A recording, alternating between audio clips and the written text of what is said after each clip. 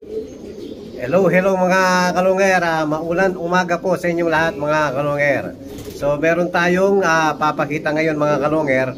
So meron kasing nag-request sa isa sa customer natin. So nag-request, gusto niya po full sibling ni Sibat. So nag-request po siya na ipagpaparis natin uli yung original na magulang ni Sibat. So eto po yung mga magulang ni Sibat.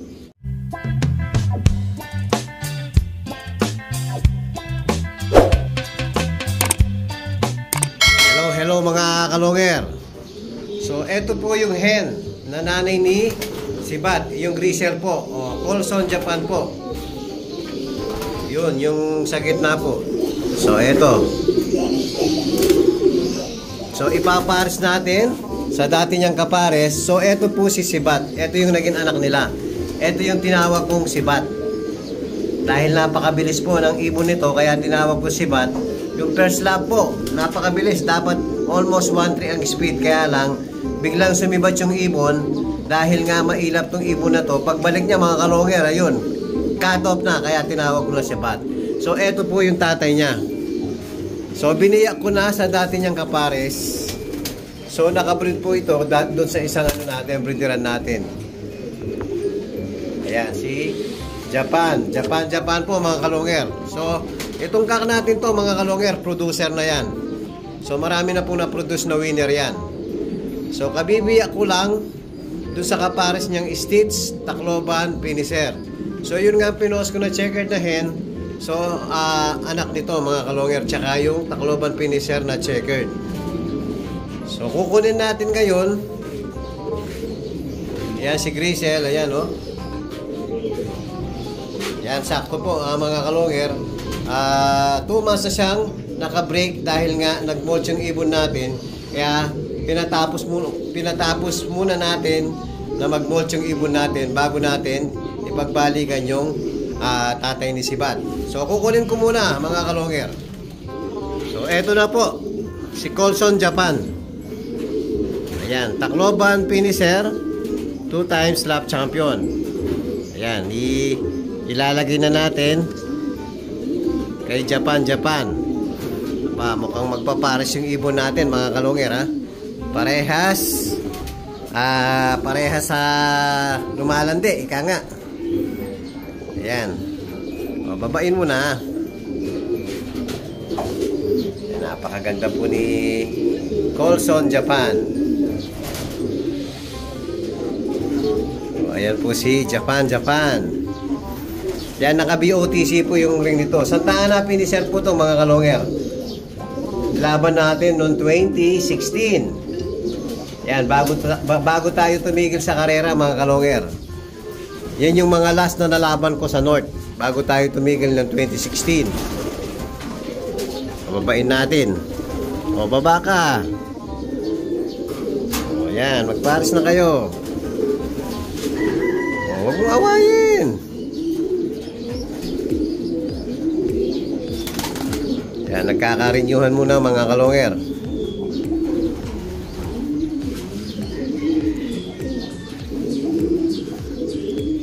Tapos habang naglalandian muna kayo, papakita natin si Dagul. So eto po si Dagul, yung Tacloban lap champion natin noong 2015 naman mga kalunger. So napakalaking ibon. Binag ko na rin to yung story ni Dagul mga kalunger. So kaya lang nahack yung natin yung YouTube natin. Pero alam ko na i-share ko sa page natin to. So ida-download natin uli mga kalunger para ma-share natin uli sa bagong YouTube channel natin. So pag i-subscribe naman po, like and share yung bagong YouTube channel natin para mas marami pa po tayong ma-share about sa breeding at saka sa conditioning mga kalunger. So i-break ko na dapat si Dagul. Kaya lang chinek ko yung niya, yung kapares niya, si Miss Patty, ayan, anak ni MacArthur. May nakapana naman tayong itlog. So, maglalas clutch na lang uli. So, ayan, ng itloga, kagabi mga kalungir. O, ayan si Dagul. Condition naman mga kalungir, oh. Akala mo, hindi siya naka na to naka 4 na clutch na. So, wala tayong nailalaban sa mga anak niya dahil nga nauubos. Nare-reserve din yung mga anak niya, mga kalonger. So yung pinaka-last niyang anak, mag-isa lang. Ayun, pinaampun ko na lang dun sa isang breederan natin para nga masingsingan natin ng panlaban. So yun nga, sininsingan natin ng CFL, mga kalonger, yung Champion Fancier League. So try natin kahit isa lang maglaban sa anak ni Dagul. Sana magmana kay Dagul, mga kalonger. Ayan, napakalaking ibon. 7 overall sa isang club, 5 overall sa isang club. Tapos sa dalawang club, lap champion yung ibon natin na si Dagul, mga kalonger. So kaya ang pinaris ko lang, ayan mga kalonger, small size lang para maging medium yung mga anak nila. So ito, babalikan natin mamaya yung ano natin, pinagpaparis natin. Yan, pag nakita na natin na nagparis na, yan, babalikan natin ng video, mga kalonger. Hello mga kalonger. Ayan nga, lumabas lang tayo saglit. Pagbalik natin, sweet na sila.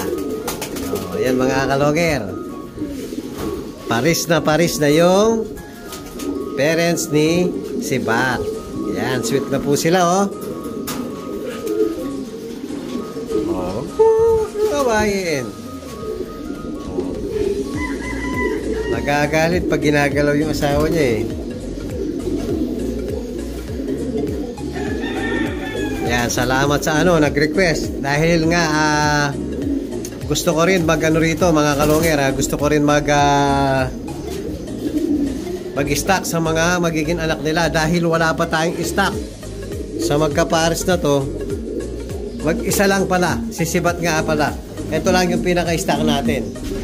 Hindi na nga natin linaban dahil dito po nalaro, dito sa old lock natin si Bat. Kaya lang hindi na po tayo naglaro rito mula nung nagpagawa tayo ng bago dun sa fourth floor. Kaya naging stocka na lang ito. Ayan mga kalonger, puno na rin, no?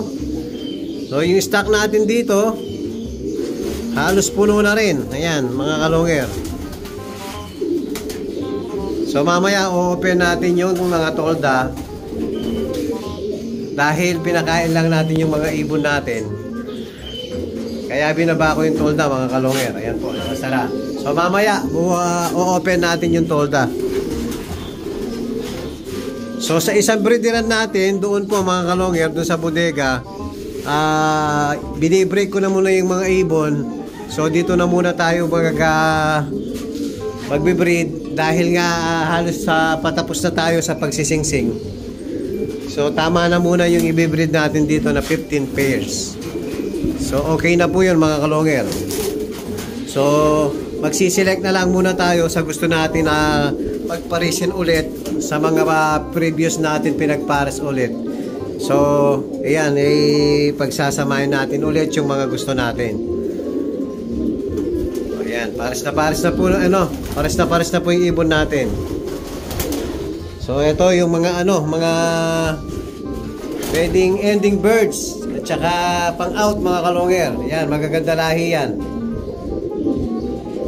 Puro anak po ng mga winner natin yan. Sa mga gustong mag-avail, mga kalonger, PM lang po. So Ben Season ang Facebook natin, yung FB page natin Long Hair TV po, mga kalonger. So PM lang po, mga kalonger. Nahulog yung tatlo po yung anak nito, pinampun natin yung dalawa eh. So medyo masikip siguro yung pugad. Mamaya papalitan natin, medyo maluwag. Itong red check na to, anak ni Java Cock. Ito, mga kalonger. Tapos biniyak ko yung kapares, si Pato 1K. Ayan po, mga kalonger. Ayan, pahinga muna si Pato 1K. Ayan po yung update natin sa mga iilan natin breeder. At kung bago pa lang kayo sa akin channel, huwag kalimutan mag-subscribe, like and share, at pakipindot na rin po yung notification bell, pati na rin po yung all para updated kayo sa mga bagong video natin. So yun lang po, mga kalonger. Maraming salamat po. Keep safe and God bless.